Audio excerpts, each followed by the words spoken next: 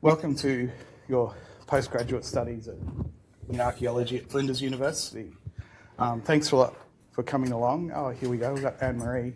Wait a minute. Hey, Anne-Marie. Sorry about the wrong room. There wasn't anyone else down there? No. Okay. No, I'm sorry I'm late. Just really weird traffic kind of thing. Great. Okay. Postgraduate archaeology at Flinders University. So what I'm going to just talk about here is what is involved with the Masters of... Largely I'm going to be talking about Masters of Archaeology and Heritage Management. John McCarthy has COVID. I think all the maritime archaeology staff have COVID. So if any of you are doing maritime, I'll try and answer questions to the best of my ability.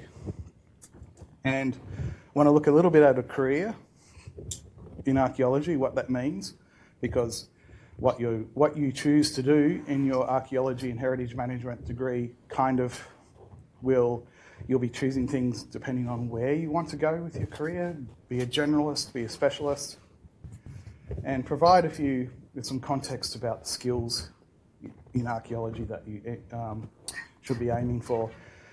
And if you're doing ARC 8021, professional archaeology with me, we will go into that at great detail during the semester about preparation for your... So I'm Dr. Darryl Wesley, for those of you who may not have met me before, Graduate Archaeology and Heritage Management Program Coordinator. So I've been doing archaeology I counted it up last night, 35 years, in a whole range of types of disciplines in archaeology, anthropology, cultural heritage work.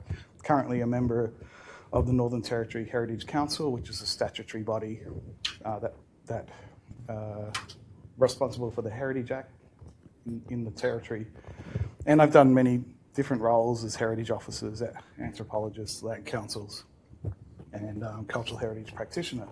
So why don't you go through the class and introduce yourselves to me and each other. What just your name and whether you've done the BArch or if you've come from a different stream. I'm Laura. I did the BArch, and so I did a BA.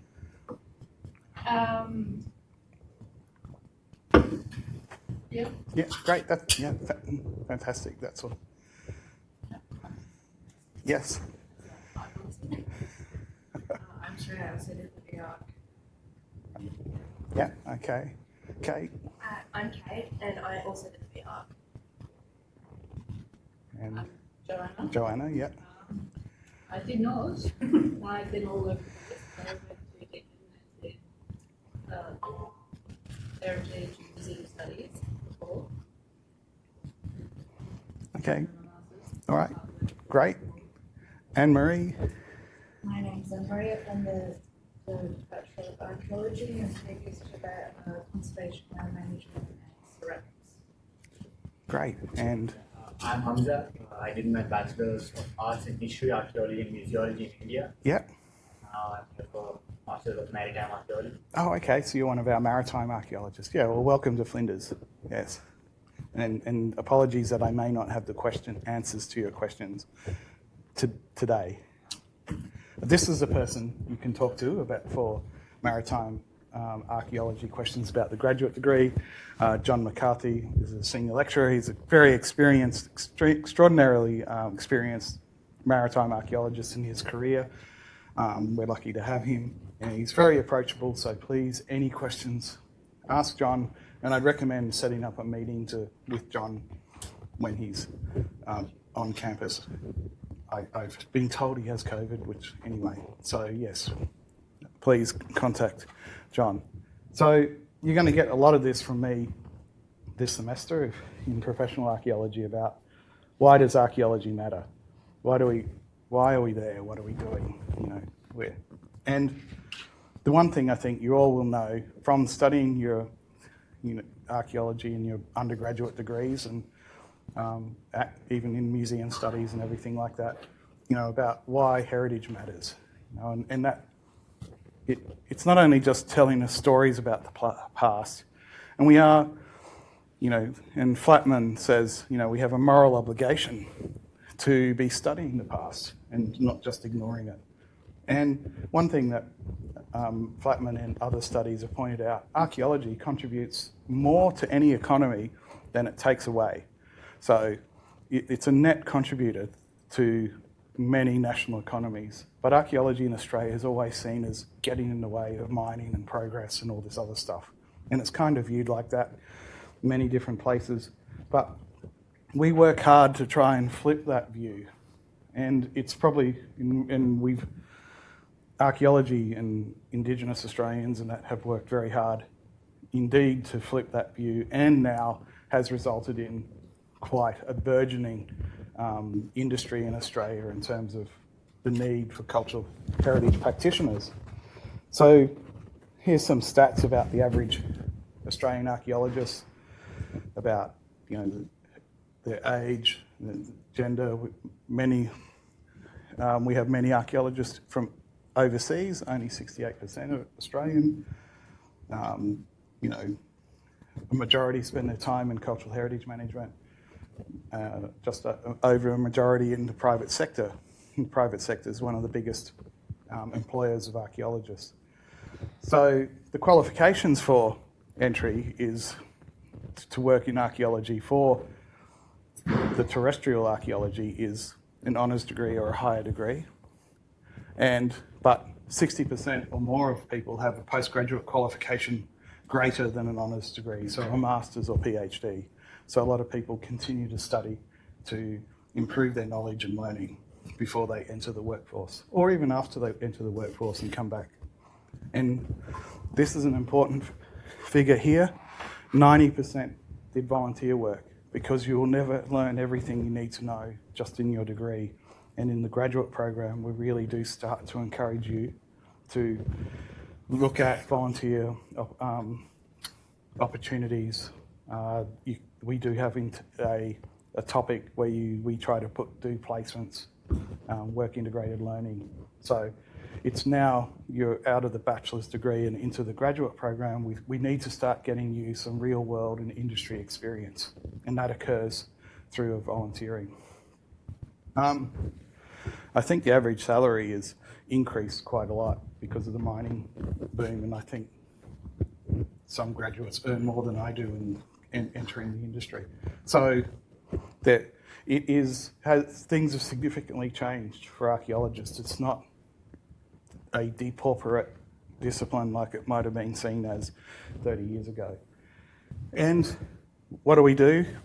We research a whole bunch of different things, and we try to cover a lot of these areas in the graduate program as well. So again, some stats about a career in archaeology. There's a minimum professional standard for practice is 4 years, so 3 years plus 1.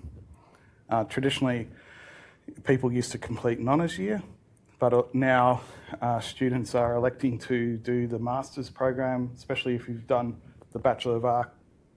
You can do the 1.5 year master's program, and you still do a master's thesis and research. And we encourage that because it tells your future employers, your future employers, that you can do a project, you can project manage, you can conduct and research on your own, you can write a large, complex document.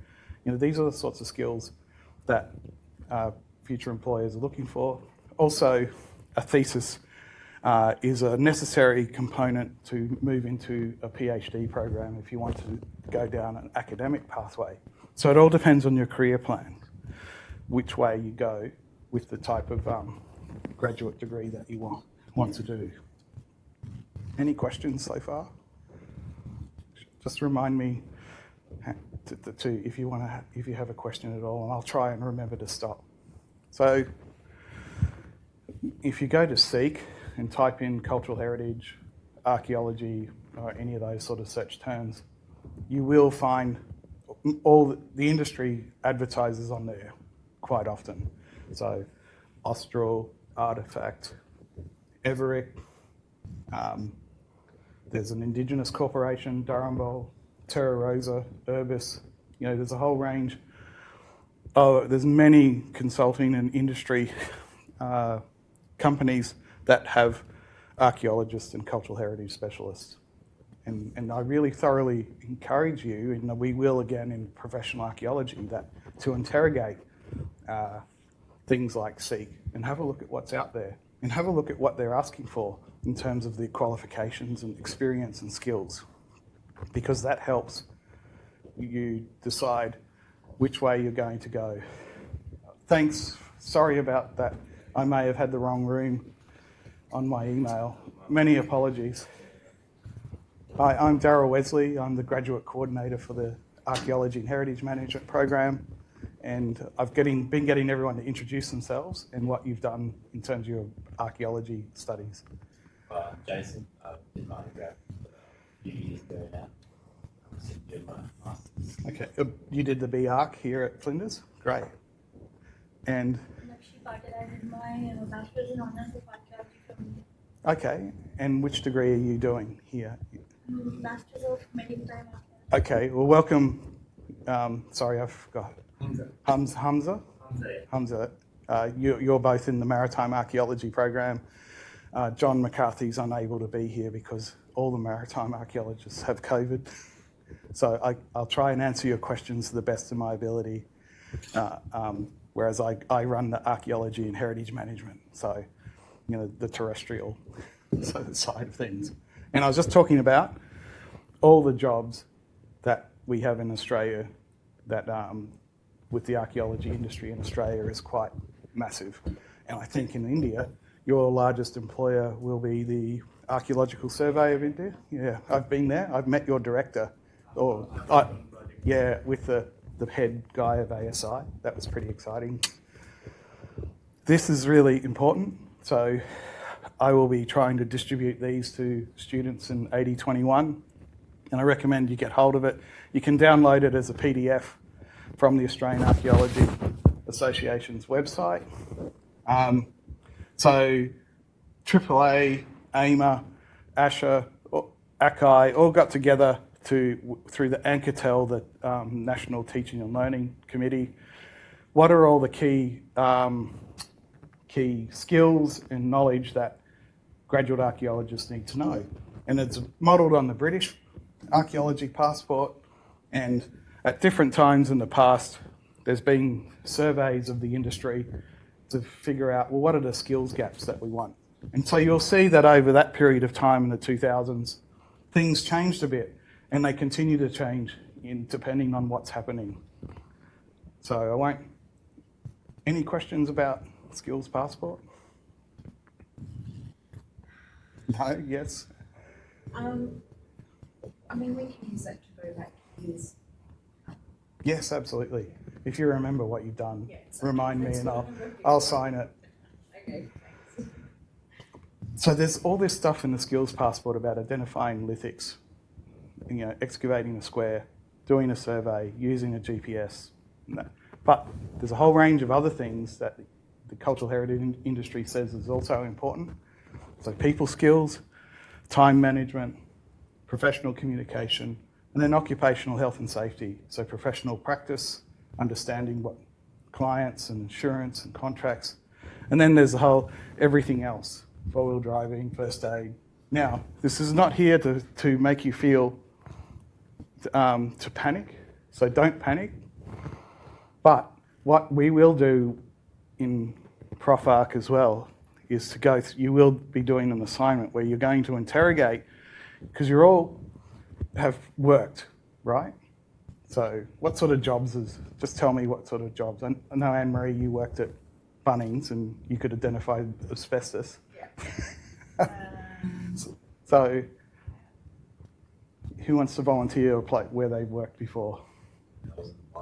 Mine, so you'll have a lot of this, inductions and all that training and stuff.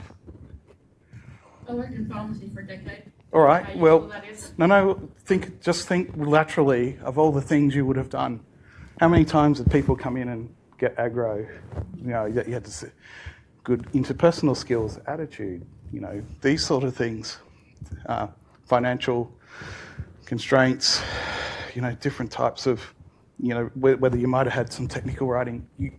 When you develop your CV to go out in the industry, you need to draw on what you've done in the past, because I like to see that.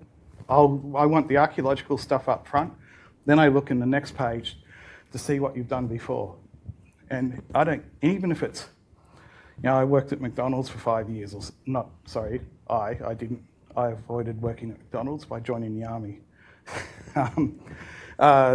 That working in any of these places, you're going to do lots of training. You're going to have to comply with rules and things and OHS and stuff. So it's important to think, what have I done before? What am I bringing to what we do now? And when you're all working around a square, excavating as a team, working as a team is important. So congratulations, you've made it to here. You're doing the Masters, so this is the Bachelor of Archaeology, and this just demonstrates that there's the graduate certificate, the graduate diploma, and Masters. So students can start in one of these and complete their 18 units, and then they apply through SATAC and move into the Masters, and all their 18 units goes towards the Masters program. And that doesn't add up anyway. But the idea is, or you can just start with the Masters, which most of you are doing. Who's doing the 1.5 year? All of you? Who's doing the 2 year? Okay. I didn't work out how to enroll in the 2 years. Well, that's a SATAC. So at the SATAC thing, so double check whether you're in the SATAC will have a choice between the MAHM or the MAHMA, I think might be the code, or it's coded differently.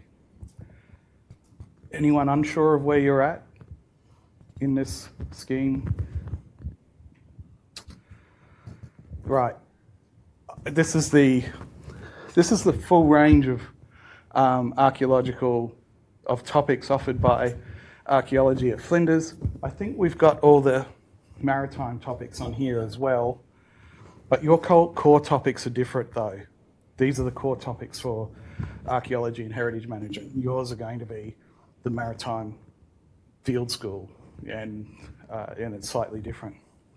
So this is I try to circulate this widely. It's in the handbook for you to just get a view of what is this is all in the course rule of what topics we've said you can do as the core topics, Group A, and then the electives are the Group B.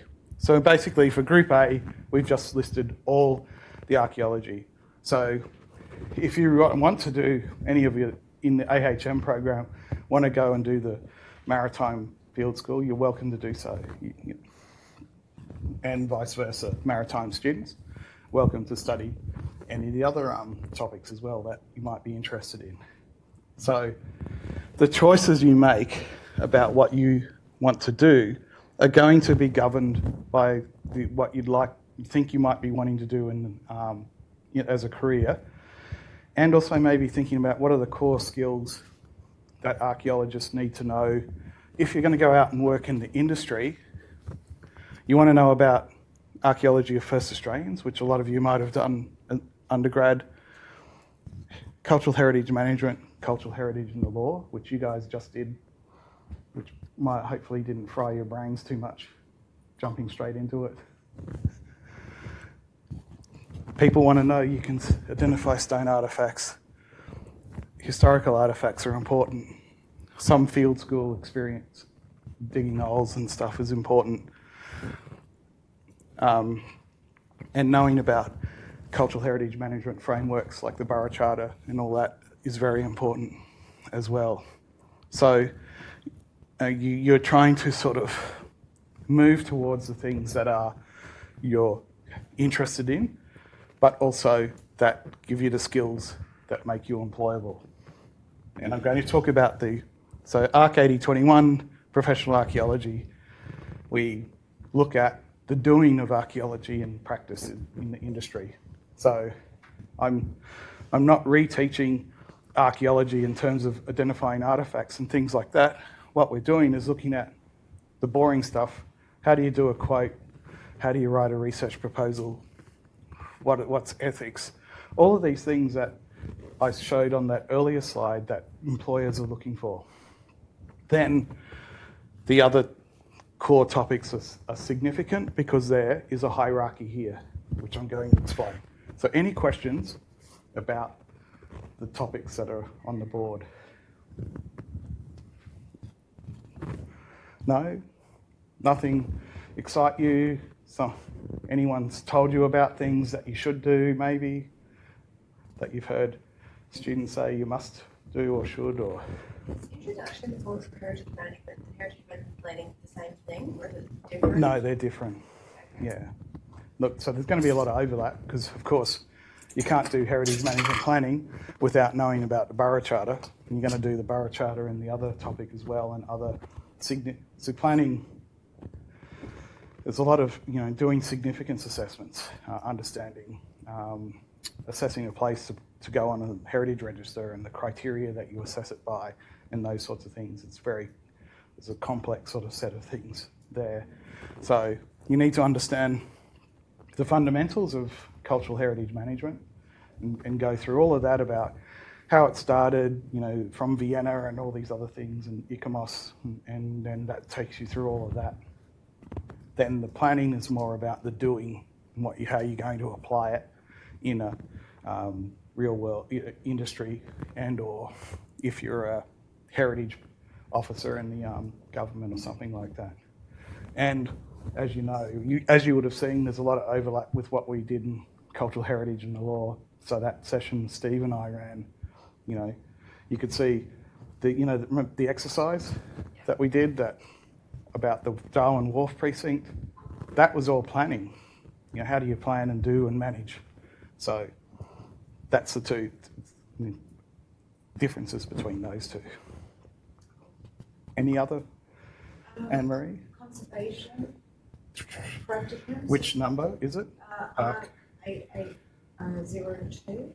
8802. Oh yeah, so the topic coordinator is Wendy. Yeah. Is that, hang on, I need to have a look at this. Is that scheduled for this semester? Next semester. Next semester. Right.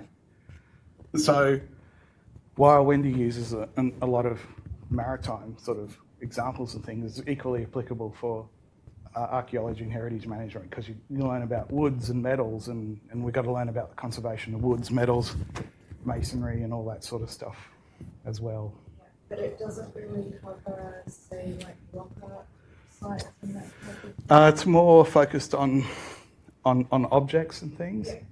Yeah. Planning, heritage planning is more looking at sites, the site context. And my issues in Australian rock art, we do a lot of that about conservation and management of rock art and how to analyse ochres and pigments and using PXRFs and all that sort of stuff. So that's in which Next. heritage management plan? Oh, I'd go into detail about rock art.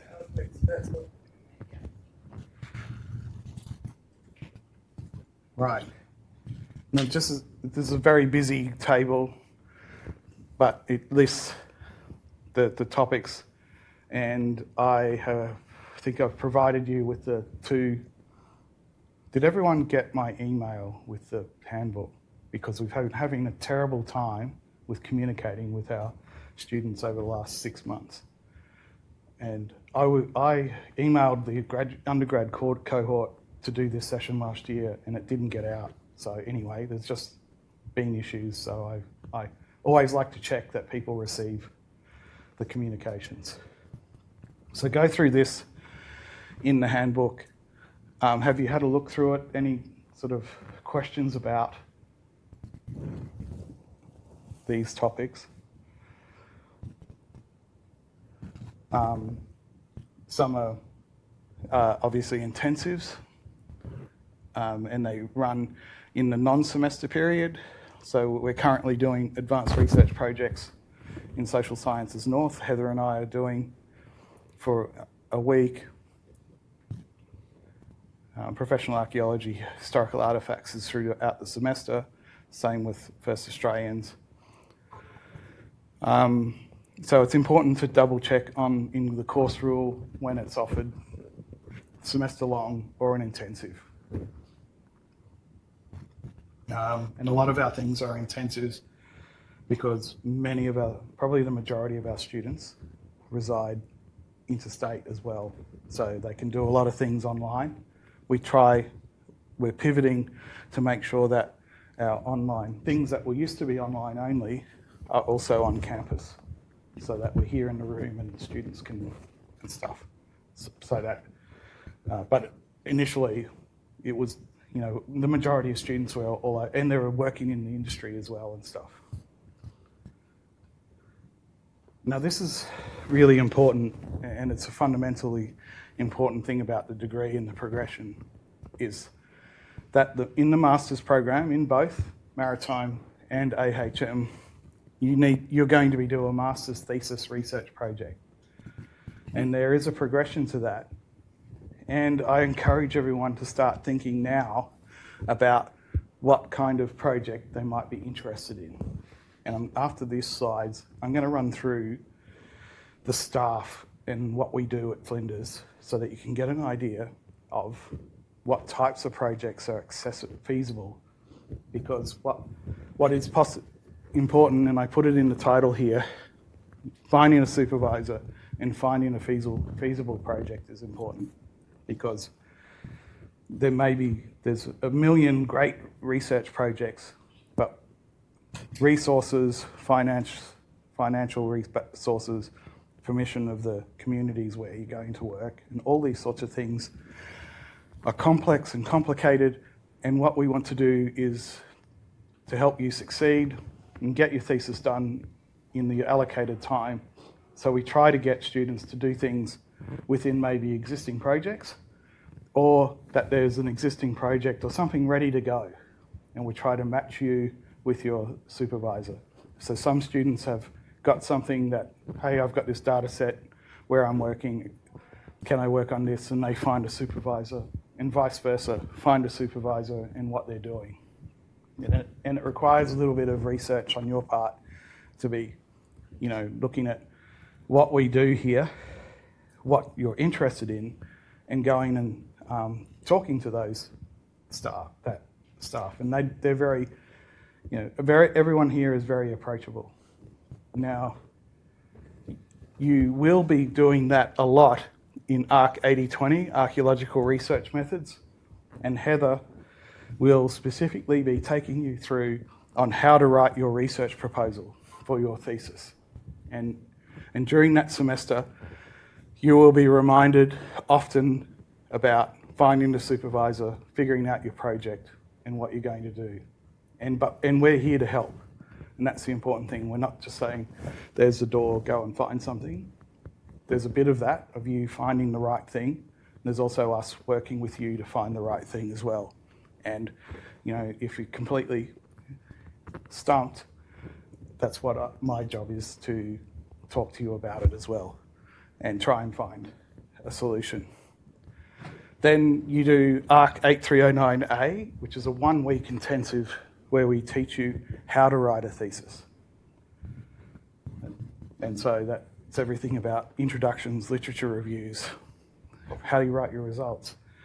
And every student workshops their research question and what they're going to do. So we go through, and you guys are the Brains Trust, and we all work together to get that research question right, so that you go out at the end knowing exactly what you're doing. And your supervisor comes, sits in on it as well, contributes, and we work it out together. So your supervisor and you will have a research question developed, but this workshopping really gets it, narrows it down and focuses it. And then after that, you go into the thesis research, archaeological research thesis topics, 9101A and B. And really they're the placeholders, they're 9 units each, and you enroll in those when you're ready to start doing your thesis. And so there's no classes or anything, it's just purely you and your thesis project. Any questions about that process? And it's same for maritime, same thing for you guys about. And while this, for some reason, this isn't a core topic in your degree, but I strongly encourage everyone to do it because it really sets you up to do your thesis and give you the support and knowledge on how to go forward about. So, what do? We now do stuff in the remit of human evolution with Mike Morley's work, ancient civilizations, maritime archaeology, historical archaeology, indigenous archaeology, geoarchaeology, and more, and some links to all the details are on our HAS, our Research HAS website. So we've got 4 future fellows, 4 major research projects, or 5, well, many major research projects, but Martin, I'll wait until I get to each of the staff members and talk about those. But this is just to show you, okay, we're a small uni, we're on the other end of the earth, miles away from everywhere else in the world, but we still, I think, hopefully punch well above our weight in terms of the types of archaeology that we work on and research. So we do stuff everywhere, and we have a global reach, and of course we have Alice Gorman who takes us into space. I'm going to go through the staff in alphabetical order. And just to show you, give you an idea of what each of the different staff members do. So Liam Brady, exceptional archaeologist and rock art researcher, and here has active projects in Northern Australia and Limmen National Park in the Northern Territory, where we've been working, and we've also been working in Mount Borrowdale, and he's active in the Eastern Pilbara. So he does lots of work in this area of social networks, even maritime specialisation, because he did his PhD in the Torres Strait Islands and lots of work in Yanua country on the islands down there. So just to give you an example of the width and breadth of Liam's work, many of you will know, Heather. Heather's an outstanding historical archaeologist that's done a wide range of research in all of these different things. So she has an exceptional depth of knowledge about historical archaeology and history in Australia. So you can see many different themes within that as well. So if you have an interest in historical archaeology and that's the area you're sort of interested in for your thesis research topic, Heather's a person to have that first conversation with. Alice Gorman, she's our space archaeology and works in the frontiers of space.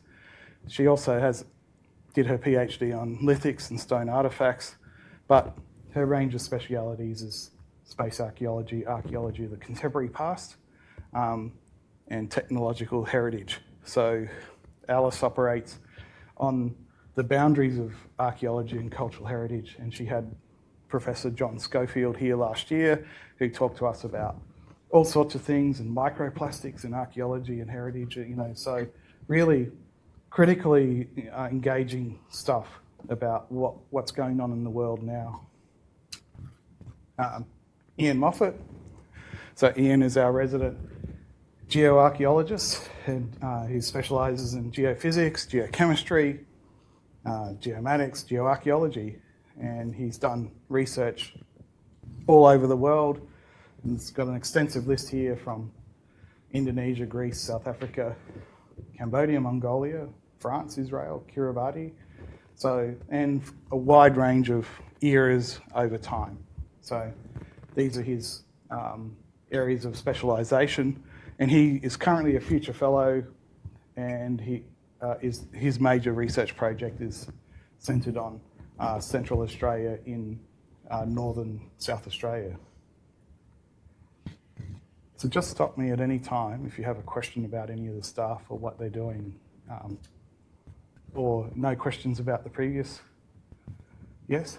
Does Alex actually do the space archaeology? Like, does it, when it comes down to it? Or? Well, a lot of it's about what's up there now, like the millions of pieces of stuff orbiting the Earth, what's left on the Moon, on Mars, and also what's here in terms of rocket ranges and and debris that does fall back down and that sort of thing. So a full gamut of anything that is to do with, I guess, the space industry, the history of it, and the future of it as well, about what happens to these things.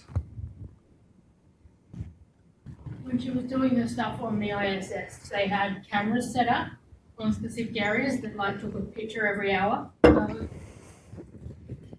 To chart change and To see kind of how they were using the space. yeah. Is how I remember. But, yeah, I had a few conversations there about it. And like there were set spaces and that they worked out. And then there were also some set spaces that the astronauts themselves had kind of gone, we'll put this here. And they were looking at stuff like the use of Ziploc bags and Velcro. Oh, that's right. Ziploc, yeah. Duct tape as Pens artificial of duct fabric. tape. That's right. Yeah, I forgot about that. Here's Professor Wendy van Duivenvoorde. She's one of our outstanding expert in maritime archaeology and has done a whole range of research from the Mediterranean and Europe through to Indonesia and Southeast Asia, and her PhD on the Dutch East India Company, and did that with the Maritime Museum in Western Australia. So a huge range of experience, again, internationally, and has a great deal of experience in conservation and looking at wood and other metals and things from shipwrecks. Any questions? And so I've got to update everyone's titles. They've all been promoted. They're all professors now too. Okay, this is Martin Polkinghorn. Martin is our archaeological specialist in Southeast Asia and has done his PhD in extensive research on Angkor Wat and Cambodia. Exceptional work.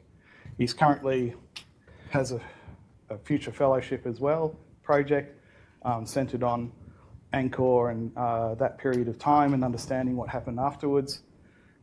He has deep connections and great relationships with in Southeast Asia and is currently running an ARC project on the I'm going to go backwards, sorry, to this, the CCAL collection, the Southeast Asian Ceramics Archaeology Lab.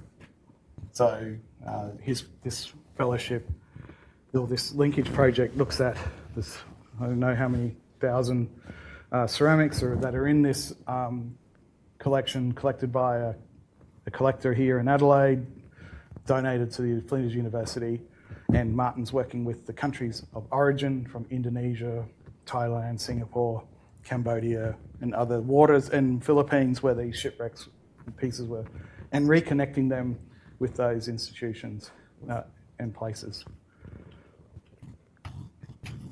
So Professor Amy Roberts is our Matthew Flinders Professor. She's also a future fellow and has a major project looking at baskets to boomerangs, lifeways, knowledges, and colonial legacies, and is an exceptional researcher on South Australia, Indigenous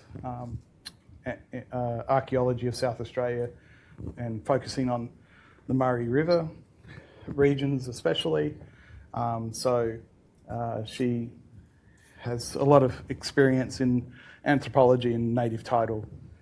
So she is a staff member to talk to if you're interested in archaeology of South Australia or looking for perhaps potential projects that are coming out of all the work that she's doing and the excavations that they're doing in those several projects that she's running. So that when I talk about these future fellowships, they're generating enormous amounts of data, and they're going to be looking for master students to fill that space to do projects on all that data that they're excavating or collecting and things. So while I don't know what those projects exactly are now, they're emerging as they keep working on these projects. Professor Claire Smith, many of you who have been with us at Flinders will all know Claire, and has been an exceptional advocate for Indigenous archaeologies, working at the moment on braided knowledges, connecting Indigenous knowledge systems with Western knowledge systems. Runs a field school in Barunga in the Northern Territory, a community archaeology field school, deep connections with Indigenous groups in South Australia and the Northern Territory. So these are the range of things that Claire's indicated that she works in and would supervise students in that space. And again, she has these major research projects on that. So if you're interested in this, in decolonising archaeology and things, Claire's a person to talk to, because she will have a whole bunch of things that she may have ready for students to, projects to do, and ideas. Dr. Marani Lister is joined us last year, has worked in conflict archaeology in Australia. Indian Ocean was what she did her PhD on. She works in globalisation, has a great depth of knowledge about Indian Ocean archaeology, and she is a specialist in what we call archaeomalacology. She's a specialist in shells, like from shell middens, shell mounds, and she knows, looks at shell beads and also all the range of things. So archaeomalacology, zooarchaeology, glass beads is another specialty. We've published together on that. Globalisation, cross-cultural encounters. So very approachable. Another person, if you're interested in those sorts of things, areas to email and talk to. Well, then there's myself again.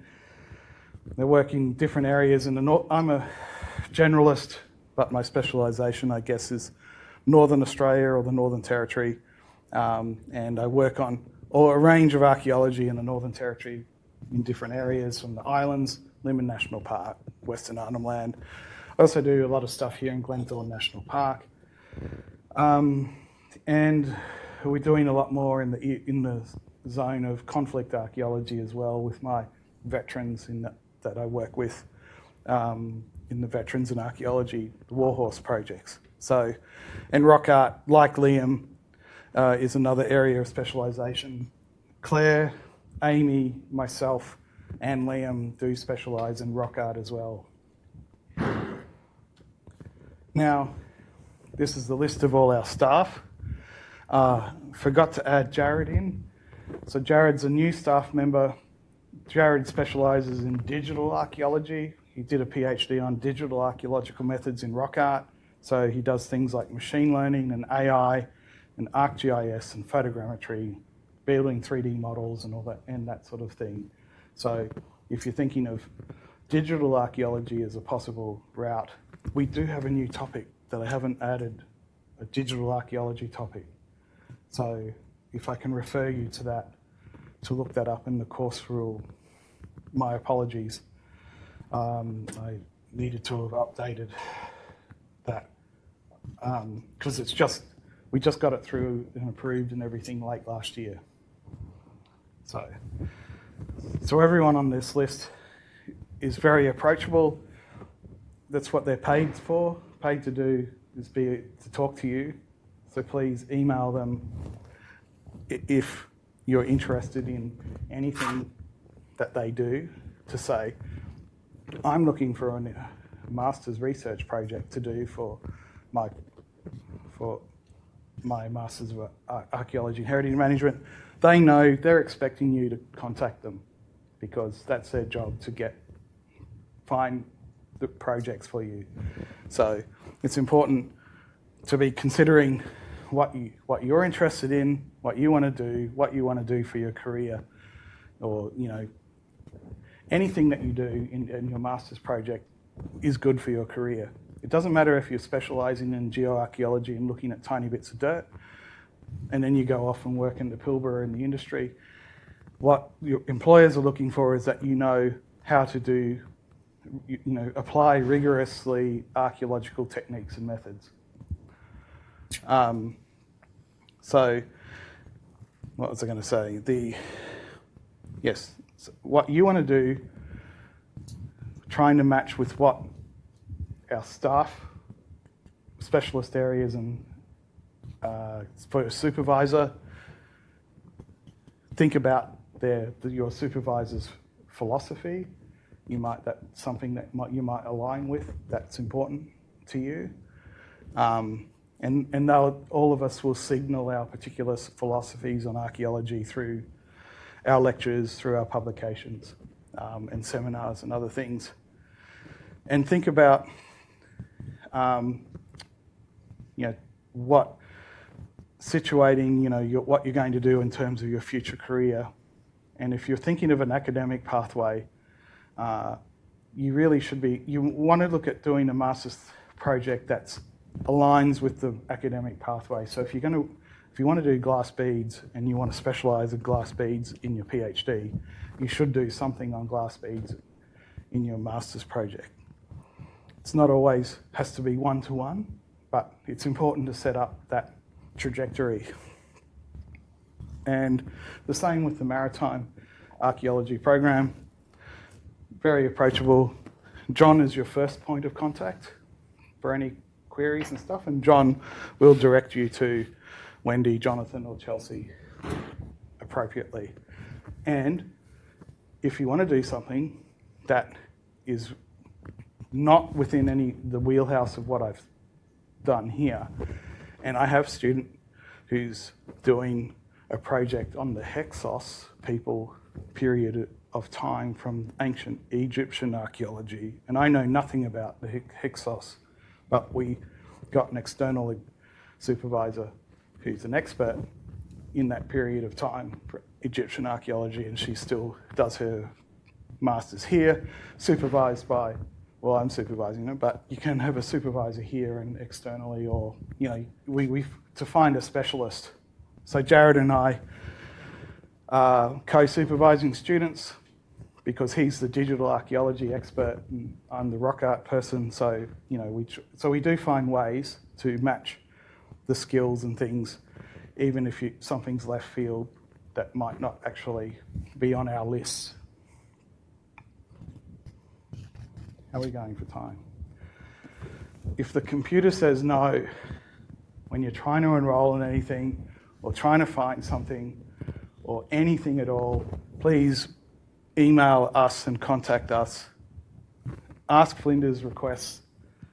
If you submit a Flinders request, it goes to Joe Willis and then to me, or to John McCarthy, depending on what degree, or email myself or John immediately, because that's my job, to get past no and to get to yes. So through dealing with an institution. So that I'd like to just iterate that the importance of reaching out. If something's not appearing, I don't know what's going on, the Flinders system's not working, just get in contact with us. Or if you're trying to enrol in something or find it and the topic's not in your list when you're looking at your enrolling thing on your side of the student side of the system, submit an Ask Flinders request and go, I want to enrol in ARC 8801 Archaeological Field Methods, because it's not showing up on my thing. It goes to Joe, comes to me, and I say yes, even though the system is working against us. So this is the points of contact. So you all know Martin. He's not only just a Bachelor of Archaeology, he's a discipline lead for archaeology. Myself and John McCarthy. So these are the main points of contact for any sort of issues about the degree and structure. So, oops. So does anyone have any questions about the structure of the degree, where you want to go, what you want to study? Who knows what they might want to study for their thesis project? What's that? That's going to be my you had a class that helped you work out. That's what ARC 80/20 does to help you work that out. But I want you to be thinking about it now and to have conversations. If you do have an idea, talking to the relevant staff member who may be a potential supervisor, who is more than happy to spend 15, 20 minutes, half an hour with you to try and point you and get you in the right direction. Because, and what I want to try and avoid is getting to ARC 8309 in this week, in O week, and you don't have a project. And that's really difficult on yourself and find us to find something for you to do. So we don't want to just drop you in this and say, off you go, turn up and have a project all ready to go. That's not the, it doesn't work like that in Australian archaeology or any archaeological context. So much work has to go into getting boots on the ground anywhere. Before we turn over the first sod in a square or string up a square on the ground, it's not just weeks or months. Sometimes there's years that lead up to get you out on a site.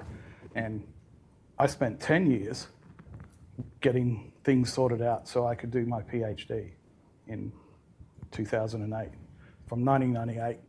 1998 was the first time I went to this amazing rock art site and going, fuck, I'm going to do my PhD on this. Working with those traditional owners to getting, because I knew that I wanted a lot of money to do my project. So I applied for and got 300 grand to do it. But that took time. So there's a lot invested. It's easy. We run off these things and say, ARC fellowships, this and this and this, but your potential supervisors invest a lot of time and effort in building relationships, getting ethics approvals and all that sort of stuff, so that gets you parachuted in to do a specific job within that bigger project. Does that sort of make sense about how that works? And I really can't encourage you enough to go and just, speak to people. Or even, if you have a good relationship with one of our staff now, go and have a chat to them about what should they do and stuff. And they'll say, well, if you want to do geophysics, go off, talk to Ian about this, this and this. So I just wanted to encourage you that we're here. We've got a giant boat. I've tried to convince the college to buy us a helicopter so they can drop us in the rock art sites, but they're not into that. And join ArcSoc if you haven't already. Keep up. I've been told apparently on Facebook there's a masters group. So, obviously staff, we're not on it because it's a student thing. And they post things on their master students about, where's this assignment and what's going on? Where the hell's Daryl? Why hasn't he done this? That sort of thing. And so there's ArcSoc social stuff, college stuff, but also I know the masters group have set up this Facebook page, and I don't know how to get it. Yeah. Do you know it? Yeah, Sophia. You know Sophia? Yeah. You're in the group already. What's the name of it? Sorry, thanks. That'd be great if we did that in the last couple of minutes. Is there anyone not in the group? Yeah.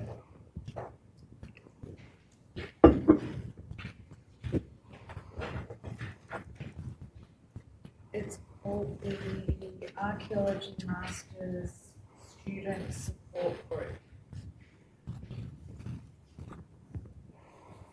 So, but it's private. I don't know if you do. You might have. No, you have to join. They ask you you request? questions, they ask you who invited you. Really? All right. I'm going to have to get it. Oh, good. But Okay. you can just join the group and they'll ask you questions. That's That's to keep us out. Anyone wants Don't want the staff. Keep saying it. So So that's when you're looking for? I think if you apply, then that's, just to apply and tell them Daryl told you to, yeah. and Sophia will let you in. If Sophia's managed, she's I'm supervising her, so she will let you in. That's fine. I'll see her in a minute anyway.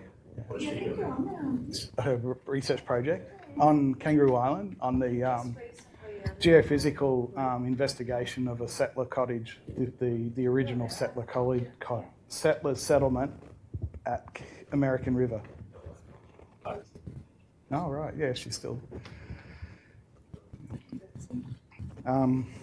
So